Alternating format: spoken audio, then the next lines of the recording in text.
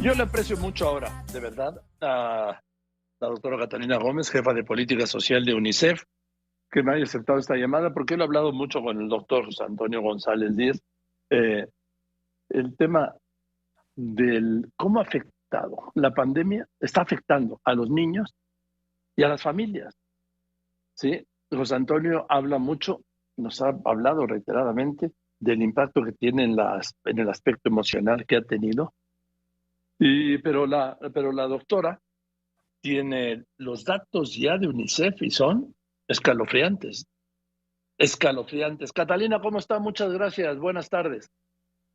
Hola Joaquín, un saludo muy especial para ti y para todos los oyentes. Gracias.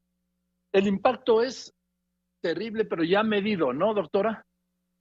Sí, es correcto.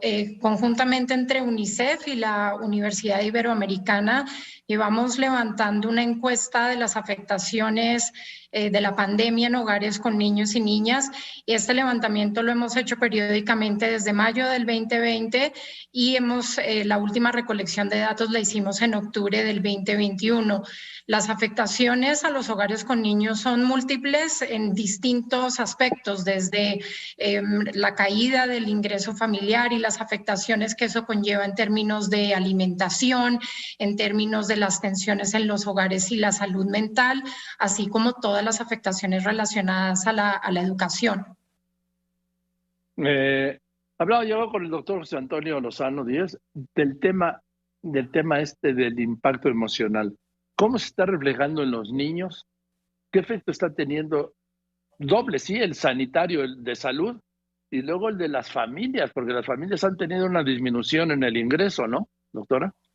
Correcto. Sí, en términos de la situación emocional, bueno, primero sí reconocer lo difícil que es capturar estos temas en las encuestas, especialmente las telefónicas, porque son temas complicados de medir y complicados de que las personas puedan compartir la situación. Pero ¿qué es lo que hemos visto desde UNICEF con esta encuesta? Primero, que las familias que tienen niños, niñas y adolescentes presentan índices más altos de ansiedad y de depresión. Hay como más presión en estos hogares. La situación ha mejorado un poquito desde que empezó la pandemia, es decir, hay un poco menos hogares con estos síntomas de ansiedad, pero no significa que estén todavía en unos niveles como previo a la pandemia. Todavía sigue habiendo muchísima presión y estas manifestaciones de ansiedad y de estrés en los hogares. Específicamente a los niños, pues dada la dificultad de medir estos temas, hemos encontrado algunos comportamientos asociados en donde se puede ver la afectación, como por ejemplo que los niños y las niñas estén durmiendo mal, tengan pesadillas frecuentes, también en otros casos en donde han dejado de comer o han perdido el apetito o por el contrario están comiendo más y han ganado mucho peso en esta temporada. Otros síntomas, otros elementos que se reportan son dolores de cabeza, falta de ánimo o estar tristes, entre muchos otros comportamientos como por ejemplo tener afectaciones al dormir, el despertarse a la noche, adicionalmente a lo que decía de las pesadillas. Entonces es una serie de síntomas que en muchos casos pueden ser normales, pero sostenidas en el tiempo, hay una afectación muy grande para todos ellos. Catalina, vi que había unos porcentajes. ¿Me los puede dar? Sí, te puedo pasar los porcentajes de la afectación, por ejemplo, de los hogares que han reportado síntomas severos de ansiedad. En este caso tenemos y siempre la diferencia es que los hogares con niños y niñas tienen mayor afectación. Por ejemplo, en el último levantamiento, el 25% de los hogares hay miembros que han reportado síntomas severos de ansiedad, y en hogares donde no hay niños, niñas y adolescentes ese porcentaje es 23%. Como mencionaba antes, viene a la baja. Es decir, en mayo del 2020, la afectación por síntomas severos de ansiedad estaba en 39% para hogares con niños y niñas y en un 27% para los hogares sin niños y niñas. Sin embargo, como mencionaba, la afectación sigue estando ahí y es muy importante que se sigan atendiendo los temas de salud mental y que se aborden a tiempo para que la afectación no sea duradera en el tiempo. En cuanto a las afectaciones o estos comportamientos asociados, algunos que te destaco porque han venido creciendo en el tiempo a pesar de ciertos esfuerzos. Por ejemplo, las pesadillas se han reportado en alrededor de 9% de los hogares con niñas y niños. El dejar de comer o perder... Sí, de nuevo un 9%, pero venían de un 2%, ¿no, doctora? Correcto, venían de un 2% hay un disparo. Correcto, en el 2020, en mayo, entonces por eso menciono y destaco que es un aspecto que viene creciendo. Otro ejemplo... ha crecido por prácticamente 4 veces y media, ¿no? 4 veces y media. Es correcto. Entonces, y así tenemos varios de estos comportamientos que vienen a la alza. Otro de estos ejemplos es el de dejar de comer o haber perdido el apetito. En la primera recolección que se hizo en mayo del 2020 fue del 4% de los hogares y actualmente está en el 11%. Este es un crecimiento significativo. Al igual, nuevamente, todos los comportamientos asociados a la alimentación, ya sea por perder el apetito o por comer en exceso y haber subido de peso, también es una de los comportamientos que hemos visto que ha crecido significativamente. Ese comportamiento alrededor de agosto del 2020 era del 8% y hoy en día es del 18%. En el caso de tristeza y falta y desánimo también hay un incremento. Sí, veo que has estudiado muy bien esos datos y efectivamente sí. Nos gustaría resaltar ese aspecto de en agosto del 2020 este dato específico de estar triste y de tener falta de ánimo estaba alrededor del 10%, tuvo un alza importante en marzo del 2021 al 27% y ahora está en 20%. Esto significa que viene bajando, pero el porcentaje en sí preocupa porque sigue estando muy alto. Sí, se duplicó del 10 al 20. Correcto. Bien, esta es la realidad ya estadística. Aquí sí no caben otros datos. Así aquí no caben, es que yo siento, es que yo pienso, es que yo creo. Ahora, para mí, ante este cuadro tan preocupante y grave, diría yo, porque son los niños, no veo una acción pública para atender esta crisis. Sí, hace falta, existen esfuerzos para atender ciertos aspectos de salud mental, pero necesitamos que estos tengan mayor escala y que sean oportunos. Es decir, muchos de estos comportamientos asociados a la ansiedad, al estrés y a todo lo que estas vivencias alrededor de la pandemia han demostrado es que es frecuente.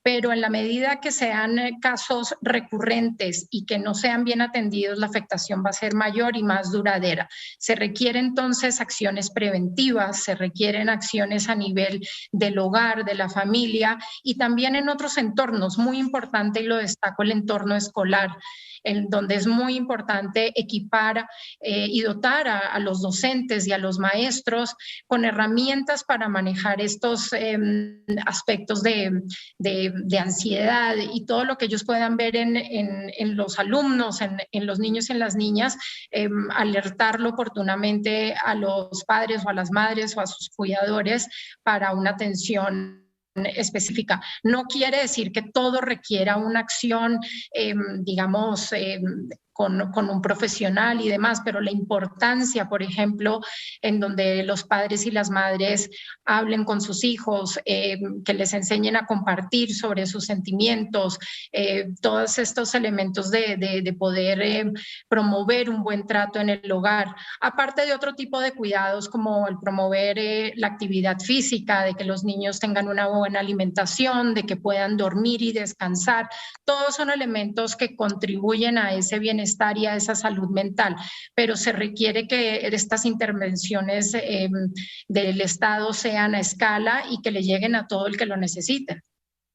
Tengo este dato, doctora. Durante la pandemia, confinamiento, falta de clases, todo este escenario que hemos vivido a lo largo de estos 22, 23 meses, ya estamos en febrero, han provocado un alza récord en el suicidio de niños y adolescentes. Estamos hablando de un registro de 1.150 suicidios, un incremento del 12% en relación a antes de la pandemia. Esto es terrible, esto es una tragedia, doctora. Sí, es muy preocupante estos casos ya extremos de suicidio. Ahí sí quisiera destacar la importancia de esta parentalidad positiva específicamente para los adolescentes, justamente para que se mejore la comunicación entre los miembros del hogar, para que puedan justamente atender y prevenir elementos de violencia y justamente tratar de manejar mejor estas situaciones de tensión, en donde muchos de los niños, niñas y los adolescentes que tienen estos sentimientos mucho más reforzados puedan sentirse apoyados y que en la medida de lo posible cuando lleguen a estas situaciones de ansiedad o de depresión extrema puedan tener un acompañamiento profesional requerido. Y le doy este dato, también usted lo debe tener por supuesto, pero vamos, lo planteo aquí. En la pandemia, es que es terrible, casi 178,000 niños han quedado huérfanos de padre o madre. 178,000 niños. Y de estos, entre estos, pues, hay un total de 275,000 niños, incluidos estos huérfanos, que han quedado sin cuidadores, vamos a llamarle así, si sus cuidadores cercanos, tíos, abuelos, padrinos. Esta es otra parte del drama que no se está viendo públicamente con políticas públicas de gobierno. Es correcto, esta es una triste realidad de donde la afectación viene por todos lados, ¿no? Está la parte emocional con la pérdida de un familiar y un familiar cercano y especialmente si es su cuidador. Esto es de por sí ya una tragedia, pero por el otro lado está la afectación económica, ¿no? En el caso Sí. de que padre, una madre o quien provee el ingreso familiar, pues de un momento a otro se pierda. Entonces, eso también conlleva una serie de afectaciones directas al bienestar de la infancia y la adolescencia. En cuanto a este aspecto particular, el llamado desde UNICEF es a expandir los programas sociales que van destinados a apoyar el ingreso familiar de los hogares más vulnerables. Específicamente hay algunos programas existentes que se podrían expandir a población vulnerable, tales como las becas Benito Juárez, que justamente benefician a hogares con niños y niñas en condiciones de pobreza y vulnerabilidad y quieren incentivar a su vez que los niños continúen estudiando y continúen registrados en la escuela. Entonces, esta podría ser un mecanismo, así como hay otros también en donde sería importante considerar un apoyo por parte de los programas sociales. Es importante resaltar que los programas no necesariamente es la solución a toda la situación integral que puede vivir un niño o una niña, pero si estamos hablando de hogares que aparte de la situación emocional están teniendo problemas económicos a raíz de la pandemia o a raíz de la pérdida de un miembro de la familia, pues esto también es muy importante que para contribuir a lograr una cierta estabilidad en la familia. Gracias, doctora Catalina Gómez. Le aprecio mucho. Le mando un saludo. Un saludo, muchas gracias. Gracias, muchas gracias, Catalina. Es jefa de política social de la UNICEF. Jefa de